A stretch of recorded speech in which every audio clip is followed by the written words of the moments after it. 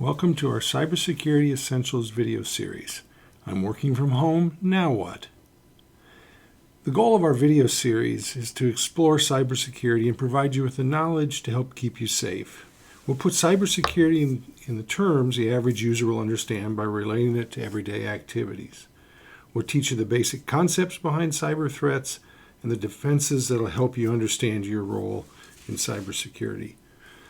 The overall goals of this series are to identify common cybersecurity threats, be ready to combat cyber threats, understand how cyber systems work, and recognize tips on how to stay safe. This first video, we're going to look at the threat landscape, who the attackers are, what the attackers want, why they target you, how they attack, and how you can protect yourself. So the threat landscape has actually grown quite a bit. It's estimated there are over 500 million victims a year. 1 in 10 social network users are scam victims. Cyber crimes cost well over $300 million. Ransomware has actually shut down hospitals, cities, and other organizations.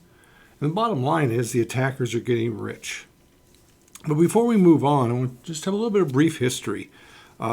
Turns out the internet is 50 years old. The original design didn't really consider cybersecurity nor the number of potential users, which, by the way, is over 4.5 billion people on the internet. 30 years ago, we actually had our first large-scale attack against the internet, where about 60% of it was shut down. Now, we only had 10,000 computers, so it wasn't a large number. Now, since that time, a lot has changed. The internet has gone from a few large computers to being used everywhere, every time, anytime by everybody. Today, it's estimated that there are over 30 billion devices connected to the internet. And as we know, the internet's not just something we use for fun. Today, more than ever, our entire world depends on it. Everything from helping us navigate the roads, buying food, clothes, running our cities, running our banks, running pretty much every part of our everyday life. And as we find ourselves today, it is the venue we're using to work from home. So let's talk a little bit about the attackers. The attackers or hackers, or whatever you want to call them, they've been around since the early days of the internet. As I mentioned earlier, we had our first large-scale attack 30 years ago. But there's some things about why this is interesting, or why there's so many of them. First, it's hard to find them. It's hard to catch them, and it's hard to prosecute them. So talk a little bit about who they are. In many ways, we can categorize them. We kind of like to categorize them in three groups. We have our script kiddies, which tend to be the typical, person who really doesn't know a lot. They go to Google, they search hacking tools, and they download some tools, and lo and behold, they're a hacker. We have the professional hackers. These are the people that have figured out how to make money. They can make a lot of money. And so this is probably our biggest threat that we as individuals face, are these professional hackers. And then there's nation states. We hear all the time in the news about various countries attacking other countries. That of course, is a threat to our infrastructure.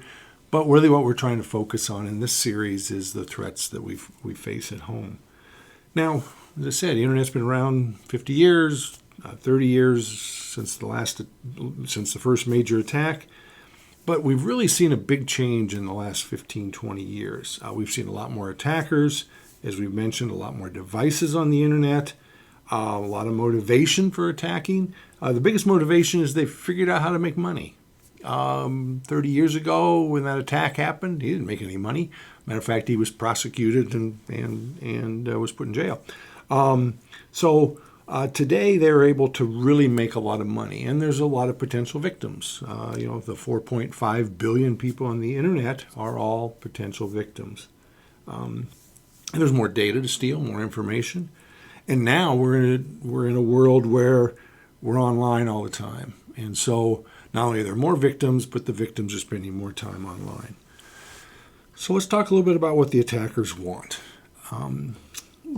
Several things, but big categories. They want information. They want your information, whether it be your credit card information, whether it be your personal information for identity theft. They want data. They may, if we're looking at corporate data, they may want whatever your company is involved in. They might want design plans, financial plans, other types of data. And bottom line is they want money. Now they may use that, the information they stole or the data they stole to convert that into money, or they may just outright try to get money from you, whether that is getting you to reveal your credit card data, your credit card information, or trying to scam you into giving them money. There's also a small group of them that are interested in things like terrorism or fear or trying to do disruption. We're not going to focus too much on that side of things. We're really trying to look at what they're trying to do to you. So a question might come in is, why me? You're sitting at home, working from home. You may be in the middle of what a lot of people consider nowhere. And so you might ask yourself, well, why would they want to pick on me? In a lot of cases, it's not personal. They didn't decide to pick on you. They decided they're going to pick on anybody who will fall for their trick, anybody who will answer their email, will click on the link they send. So that's really an attack of opportunity. They send out a wide net and hope that some number of people will fall for their trick. We are, however, seeing a lot more of more focused attacks where it is personal, and we're going to see a lot more of that now that we're working from home. Now, when I say personal, it may be because of where you are, because you've been identified as somebody who's working at a bank, a school, a hospital. And so because they can identify you as being associated with a place, those attacks may become more sophisticated. They may be targeting you because, you're working at this organization, and so they will craft their attack in such a way that you'll be more likely to fall for it. It may be because of who you are. They know something about you. They figured it out through social media, through whatever mechanism, and so they're going to craft an attack that is going to be somewhat personal. And then they may be after you because of what you are, the position in your organization. We see some number of attacks where they are pretending to be a trusted or a ranking individual in your organization, trying to convince you to do something, pretending to be the CEO or the head of a department, COO, etc. So again, those types of attacks, they're looking to figure out who you are and what you are, and crafting an attack that will increase the probability that you'll fall for it. Now, we talked about attacks. We keep saying the word attack. Let's look a little bit at how they attack. We can put this really in kind of two categories. There are technical methods. This is attacking the computers, the devices, going after the computing resources. And then there are social methods where they're attacking people. And turns out they can use a combination of both. They may use, for example, email as a social method and trick you into downloading or running software that then attacks your computer. So a social method leading to a technical method. So if we look a little bit more at those two particular methods, the technical methods, again, are attacks against the computers, things like malware, which we'll discuss in a later video series, misconfigurations, password guessing, which we will talk about in our second video series. These are, again, all attacks against computers, against systems. They may go after trusted third parties. They may go after your suppliers. And the thing about technical attacks is these are the ones attacks that we often rely on our IT staff to help mitigate, and they generally do a pretty good job of mitigating many of these, which is why we see an increase in the social attacks. The social attacks are things that it's harder to mitigate because they're going after us. And some of these social attacks involve things like phishing, which we'll talk about in our series on email. But phishing is this idea of scattering a wide net and seeing who falls for it.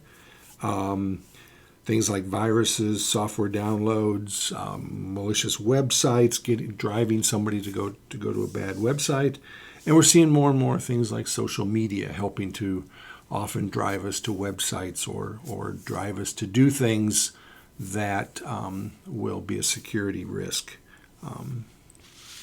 So each of those things, email, web, social media, malware, we'll discuss in much more detail in our future series. I want to just briefly talk about defense before we leave you with a few tips. First of all, cybersecurity is often referred to as a very, very unfair game. If we were to describe it as a game, we're in the we play defense. We as individuals, we as companies, we as organizations play defense. That's pretty much all we're allowed to play. And if you were to sit there and design a game and said, well, one side's always defense and the other side's always offense, that's not a very fair game. And so we are at a natural disadvantage. And so that's in part why we all need to play a role in cybersecurity. Our state of art in defense is that we often adapt to attacks, which is what happens. Defense adapts to what an offense does, which really leaves us in a mode of just often reacting to things. So the goal of this series is to try to educate you, provide you enough information that you can react quicker and maybe even to the point of anticipating what the defense is or what the offense is going to do. What are the attackers going to do? And be able to recognize that and not have to end up reacting. So I want to leave you with a few tips. We're going to go into much more detail in subsequent videos on each of these things, but I do want to kind of leave you with some things that you can start to do right now. And the biggest thing is just to be prepared. So being prepared is doing things like this, watching the videos, learning about cybersecurity, learning about different things that can be done to protect yourself, learn about what your organization is doing to help protect you. So all these things are part of the be prepared. So just some real high-level tips. Never respond to unsolicited requests for money, information, or to visit a website. A thing that I often tell people to think about is you get this. You get some type of a request. Think to yourself, if a stranger walked up to me in the street and kept the 6-foot different distance, but walked up to you in the street and said, I want your credit card. I want your social security number. Can you tell me your address? Hey, how about you go down to that and open that door down there and go down to that place? You probably wouldn't do it. So put that mindset in place. If I wouldn't do it in real life, then why am I going to do it in the cyber world? Now, again, you're sitting here going, oh, I'm paranoid.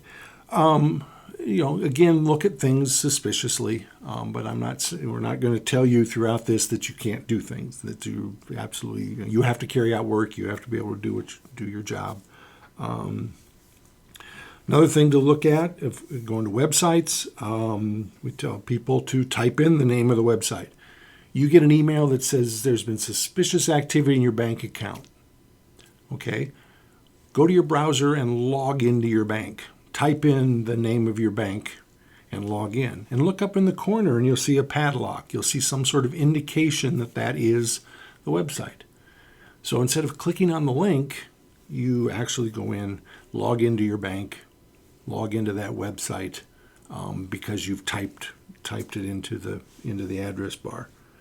Don't download things from untrusted websites. Again, you get a link. It says, hey, go to this website to see this. You go to it, and lo and behold, it says, oh, now in order to see this, in order to do this, you got to download this helper. You got to download this application. No, legitimate sites are not gonna have you do that. A lot of what we do is on the phone. Many people, the phone is their computing device, or at least their secondary computing device. So you want to protect your phone with passcodes, fingerprints, facial recognition, whatever type of phone you have. Use the protections that are built into the phone. Something that we're now facing, that we're all working from home, is we now have our work computer in a family setting. And so you want to maintain that distance between your work computer and the family.